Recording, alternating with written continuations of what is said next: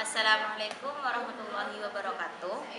Kembali lagi bersama saya Karina Susanti. Oke, di video kali ini saya akan membahas teks resensi yang berjudul Pulang Pergi yang diterbitkan dari salah satu novel yang diresensi dari salah satu novel Terelie.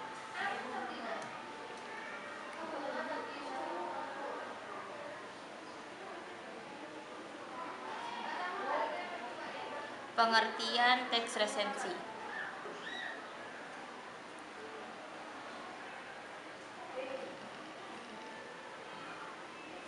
Resensi adalah suatu penilaian terhadap sebuah karya. Karya yang dinilai dapat berupa buku dan karya seni, film, juga drama.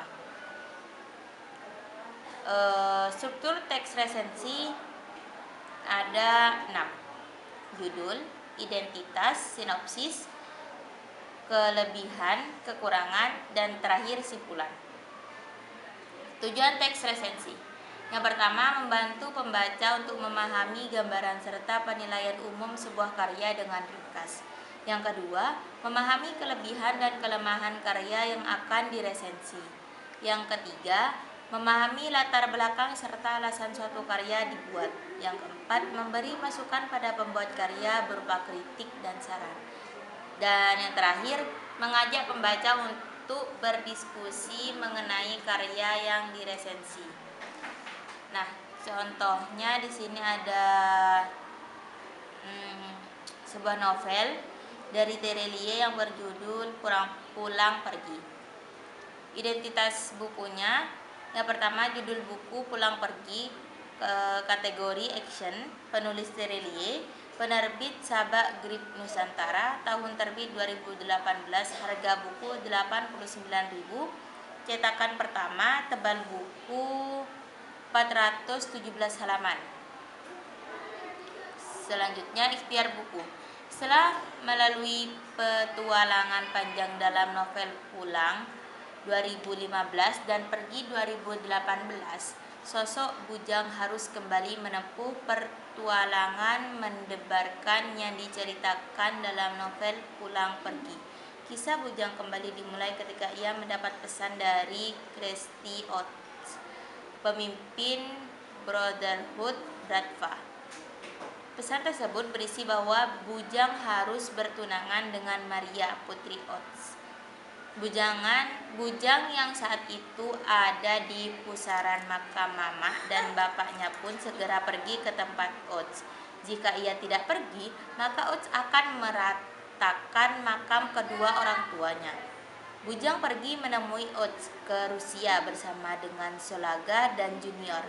Bujang berharap Solaga bisa membantunya untuk membujuk Oats agar menunda atau membatalkan pertunangan Bujang dengan Maria. Ya, karena sebenarnya Bujang merasa keberatan dengan pertunangan tersebut.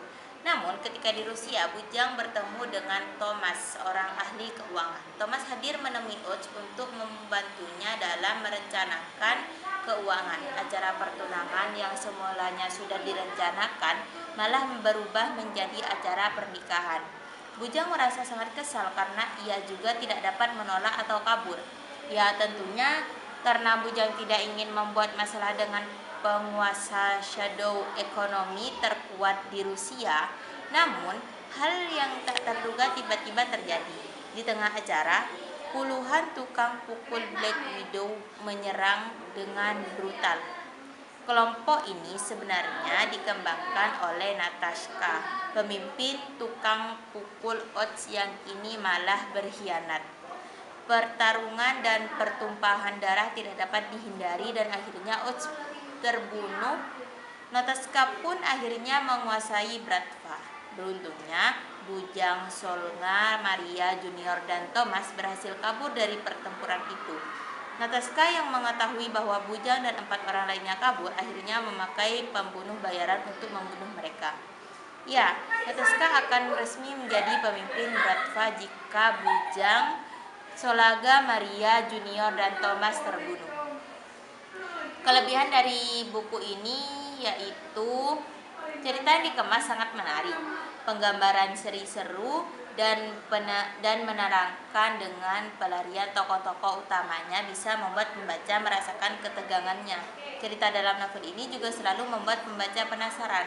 Selain itu, latar belakang cerita yang mengelilingi berbagai negara juga membuat pembaca bisa memiliki gambaran tentang negara-negara tersebut. Pengetahuan tentang kosakata bahasa asing pun bisa bertambah dengan membaca novel ini. Kekurangan dari buku ini yaitu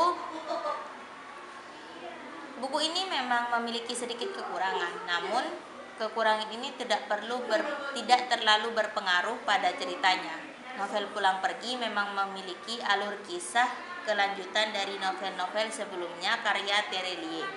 Namun penerbit novel Pulang Pergi berbeda dengan penerbit novel-novel sebelumnya. Akibatnya, cover buku pun berubah atau tidak satu konsep dengan novel lainnya yang masih berhubungan.